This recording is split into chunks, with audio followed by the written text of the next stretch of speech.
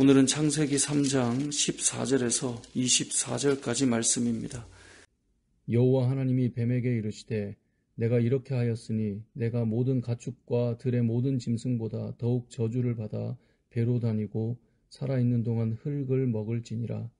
내가 너로 여자와 원수가 되게 하고 내 후손도 여자의 후손과 원수가 되게 하리니 여자의 후손은 내 머리를 상하게 할 것이요 너는 그의 발꿈치를 상하게 할 것이니라 하시고 또 여자에게 이르시되 내가 내게 임신하는 고통을 크게 더하리니 내가 수고하고 자식을 낳을 것이며 너는 남편을 원하고 남편은 너를 다스릴 것이니라 하시고 아담에게 이르시되 내가 내 아내의 말을 듣고 내가 내게 먹지 말라 한 나무의 열매를 먹었은즉 땅은 너로 말미암아 저주를 받고 너는 내 평생에 수고하여야 그 소산을 먹으리라. 땅이 내게 가시덤불과 엉겅퀴를 낼 것이라. 내가 먹을 것은 밭의 채소인즉 내가 흙으로 돌아갈 때까지 얼굴에 땀을 흘려야 먹을 것을 먹으리니 내가 그것에서 취함을 입었음이라. 너는 흙이니 흙으로 돌아갈 것이니라 하시니라. 아담이 그의 아내의 이름을 하와라 불렀으니 그는 모든 산자의 어머니가 됨이더라. 여호와 하나님이 아담과 그의 아내를 위하여 가죽옷을 지어 입히시니라. 여호와 하나님이 이르시되 보라 이 사람이 선악을 아는 일에 우리 중 하나같이 되었으니 그가 그의 손을 들어 생명나무 열매도 따먹고 영생할까 하노라 하시고 여호와 하나님이 에덴 동산에서 그를 내보내어 그의 근원이 된 땅을 갈게 하시니라. 이같이 하나님이 그 사람을 쫓아내시고 에덴 동산 동쪽에 그룹들과 두루 도는 불칼을 두어 생명나무의 길을 지키게 하시니라. 아멘. 우리는 어제 인류의 죄가 어떻게 시작되었는가를 살펴보았습니다. 그리고 오늘은 이 온 세상에 죄가 들어오게 되면서 그 죄의 결과가 어떻게 나타나는가, 그 값을 어떻게 치르게 되는가를 이제 보게 됩니다. 14절을 보니까 하나님께서 뱀에게 말씀하십니다. 너는 모든 가축과 들의 모든 짐승보다 더욱 저주를 받아서 배로 다니고 살아있는 동안 흙을 먹을 것이다. 이 말씀 때문에 우리가 흔히 예전에는 뱀은 흙을 먹는다 이렇게 말씀하는 분도 있기도 했지만 실제로 이 뱀 자체가 우리 눈에 보이는 어떤 뱀으로만 보는 것은 바람직한 해석은 아닙니다. 왜냐하면 우리가 요한계시록을 작년에 이미 말씀을 보았지만 요한계시록 12장이나 20장을 보면 옛 뱀에 대한 설명이 나옵니다. 근데 옛 뱀은 곧 사단이라고 말하거든요. 그러니까 사단이 역사하는데 어떻게 이제 역사했는가를 보여주는데 그 이제 형태를 뱀을 이용해서 이 사람에게 나타났음을 보여주는 것이지 단순히 어떤 동물의 개념으로만 받는 것은 바람직하지 않겠죠. 근데 아무튼 이 사단을 하나님께서 어떻게 이 죄에 대해서 죄를 짓게 만든 것에 대해서 징계하는가, 그가 살아있는 동안 흙을 먹는다라고 말했는데요. 당시에 이 흙을 먹는다라고 하는 것은 이 성경의 다른 문헌들을 찾아봐도 알 수 있듯이 극도의 멸시나 또 수치와 굴욕을 당하게 하신다라고 하는 것이 이 흙을 먹는다의 개념입니다. 그렇기 때문에 하나님께서 철저하게 이 범죄하도록 만든 사단에 대해서 어떻게 징계하시는가를 말씀하는 것이고 15절에 가보면 흔히 이제 신학자들은 성경 전체에 복음이 들어있다라고 말하는데 이 3장 15절이 가장 먼저 등장하는 원시복음이라고 말합니다. 원시복음 가장 먼저 나오는 복음이 뭐냐? 15절에 보면 내가 너로 여자와 원수가 되게 하고 사단이 여자와 원수가 되게 하는데 그 후손도 이어져서 여자의 후손과 원수가 되게 해요. 여기서 여자의 후손이 누구냐? 바로 예수 그리스도를 의미한다라고 다 이야기합니다. 그리고 사단은 끝까지 그 여자의 후손인 예수 그리스도가 나올 때까지 이 메시아가 이 땅에 오지 못하도록 여러 가지 사단은 방해하는 일을 하지만 결국은 예수 그리스도께서 이 땅에 오셔서 사단이 그의 발꿈치를 상하게 하는 고통과 고난의 시간과 그런 자리를 만들어 놓지만 결국은 그 머리를 상하게 하시는 분은 누구냐? 여자의 후손 예수 그리스도가 될 것이다. 이것을 말씀하고 싶은 거예요. 그리고 이 말씀을 통해 알 수 있는 것은 여자를 통해서 온 인류의 이 죄로 인한 멸망이 다가오게 하고 싶었던 것이 사단의 계략이었지만 사실은 여자의 후손, 즉 여자를 통해서 사단은 완전히 사라지게 되는, 멸망당하게 되는 그런 일이 이루어진다라고 하는 것을 담고 있기도 합니다. 어찌됐건 중요한 것은 이 범죄한 이후에 이 죄의 출발이 되게 만들었던 이 뱀에 하나님께서 징계하고 있는 것이 14절, 15절에 대한 내용이죠. 그리고 16절에 가보면 그럼 여자는 자유로운가? 그렇지 않죠. 여자도 내가 내게 임신하는 고통을 크게 더하겠다라고 말해요. 그러니까 원래는 임신하고 자녀를 낳는 것이 축복이었죠. 1장에 보면 생육하고 번성하고 후손이 이어져 가는 것 자체가 복이었는데 그 복이 그냥 복으로만 남지 않고 해산의 수고와 고통이 크게 더해지고 이 수고함이 그 안에 담겨 있게 됩니다. 그리고 원래 하나님께서 사람을 만드실 때 남자와 여자를 동등하게 만드셨는데 이제는 남편이 남자가 여자를 다스리는 이 범죄 이후에 이런 일이 일어날 것임을 보여주고 있는 것이 이 16절의 내용입니다. 그러면 아담은 괜찮은가? 17절에 가보면 아담에게도 역시 너가 내 아내의 말을 듣고 먹지 말란 나무의 열매를 먹었기 때문에 땅은 너로 말미암아 이제 저주를 받는 거예요. 그래서 평생 수고함으로 애써야 소산을 먹어요. 왜냐하면 땅이 이전에는 축복의 이 영역이어서 하나님께서 그 땅을 통해 여러 소산물이 맺혀져 갈 수 있도록 허락하신 것인데 이제는 18절에 보면 그 땅에 가시덤불과 엉겅퀴가 생기게 되면서 이제는 이 먹을 것을 얻기 위한 수고로움이 훨씬 더해지는 것입니다. 그럼 이제는 수고로움이 없었느냐? 그렇지는 않습니다. 해산의 수고가 있고요.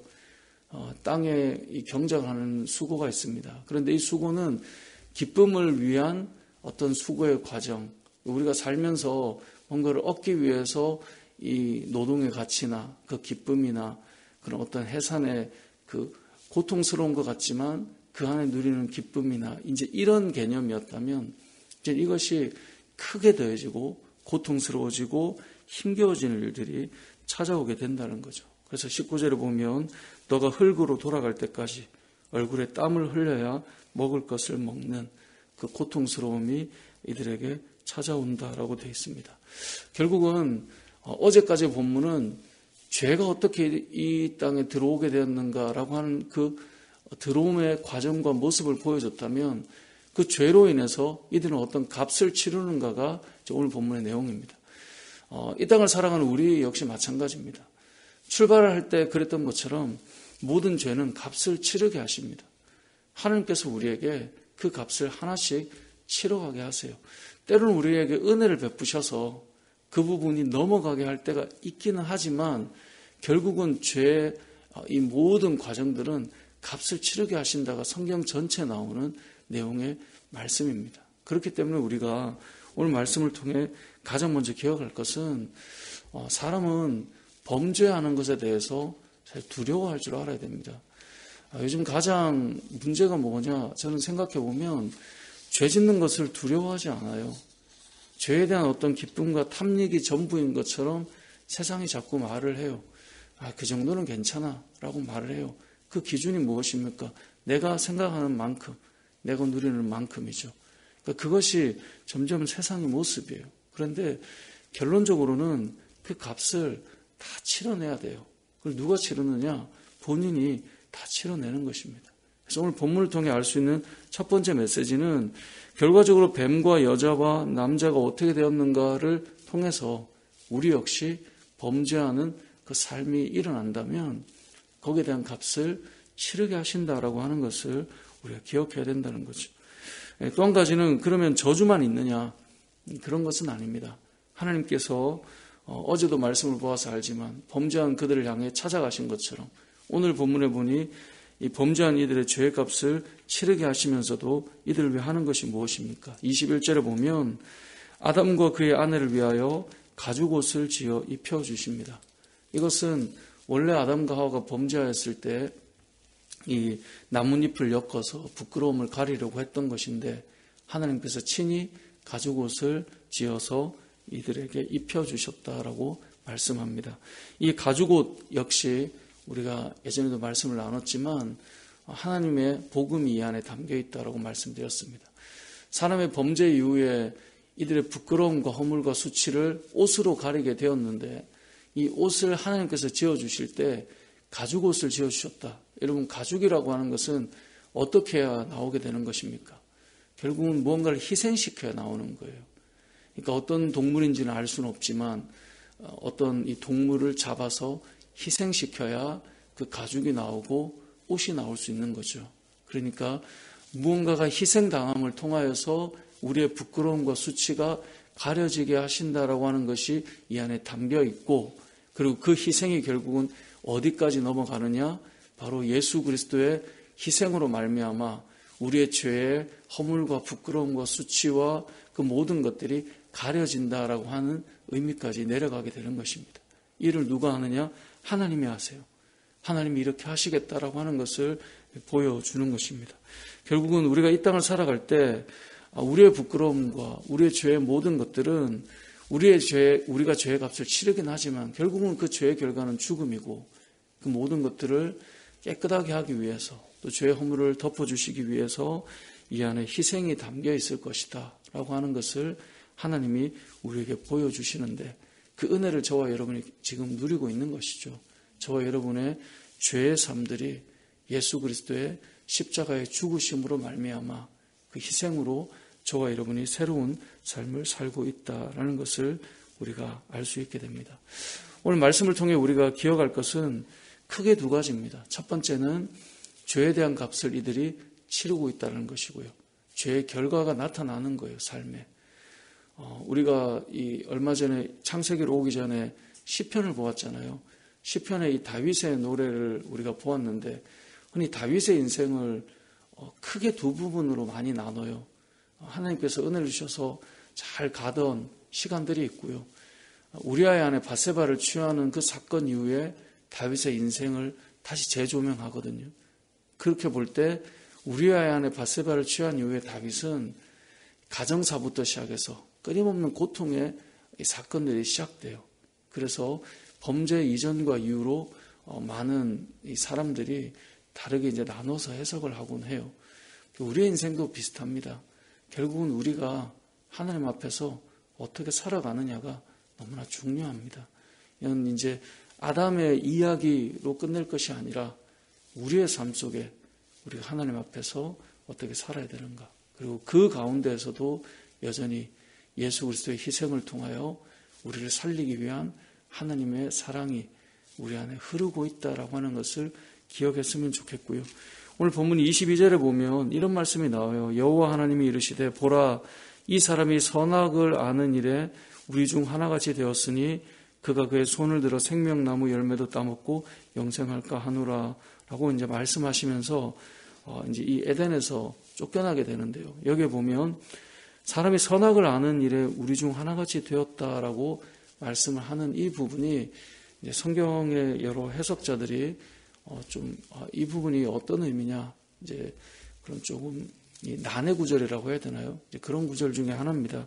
왜냐하면 사단이 하와를 유혹할 때 하나님처럼 선악을 아는 일이 너에게 일어날 거야 라고 했는데 실제로 하나님께서 그렇게 말씀하고 있거든요.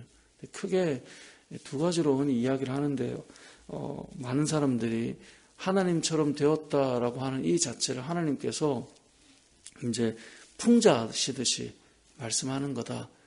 실제로는 이들의 눈이 더 어두워졌고 하나님을 보지 못하는 상태로 갔는데 풍자하는 거다. 이렇게 많은 분들이 해석을 하더라고요. 근데 저는 이제 그렇게 보기보다 또 한 해석 중에 하나는 하나님께 우리가 순종하며 살며 하나님께서 원하시는 것을 향해 하나님이 선악을 정해준 것을 따라 나가는 것이 인생이었는데 범죄한 이후에 선악을 구분하는 기준을 자기로 삼게 되었다라고 생각하는 것. 그래서 사람이 선악을 아는 일이라고 하는 것은 선악을 구분하는 분이 하나님이셨는데 선악을 구분하는 것을 인간이 이제 그 일을 하게 되었다라고 이제 보는 거예요.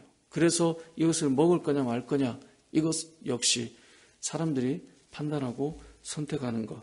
그래서 이제는 하나님 말씀을 따라가는 것이 아니라 내가 자율적으로 내가 원하는 대로 선악을 정해서 살아가는 모습으로 바뀌었다라고 해석하는데 후자가 좀 더 바람직하지 않는가라고 보는데요. 결국은 이 말씀을 왜 한번 여러분과 나누고 싶었냐면 우리의 인생을 잘 보면 하나님 없는 인생은 이건 교회를 다닌다 해도 늘 말씀드리지만 교회를 다닌다고 신앙이 있는 건 아니에요. 하나님이 없는 인생은 결국 선악의 기준이 말씀이 아니고 하나님이 정해진 기준이 아니라 우리가 기준이 늘 돼요. 그래서 범죄할 때 눈이 밝아진다라는 그 개념보다 더 중요한 것이 무엇이었죠? 하나님과 동등되는 그 자리에 서고 싶은 것이 죄의 출발이었거든요. 그러니까 내가 하나님처럼 판단하고 기준을 내리는 것이 옳다고 여기는 것. 그게 우리의 선택지가 되고 우리의 삶을 열어가는 모습이라고 보는데 그 결과가 무엇인가? 이 죄에 대한 값은 우리가 치르게 된다. 이 사실을 꼭 기억하시고 저는 하나님께서 우리에게 허락하신 것들이 너무나 많다고 생각합니다. 사단이 우리에게 유혹할 때 동산에 있는 모든 열매를 먹지 말라 하더냐? 라고 출발하는 것처럼 믿음의 사람들의 그 인식 속에서도 하나님께서 모든 것을 제약하는 것처럼 자꾸 생각하는데 그렇지 않습니다. 하나님께서 우리에게 허락하신 것들이 너무나 많습니다. 그 가운데서 우리가 주님의 뜻이 무엇인지 분별하여서 살아가는 삶이 되었으면 좋겠고 죄는 값을 치러야 되는 일이 우리의 삶 가운데 나타난다는 사실을 꼭 기억하시고 우리가 하나님의 뜻을 따라 믿음으로 살아가는 저와 여러분 되시길 주님의 이름으로 축복합니다.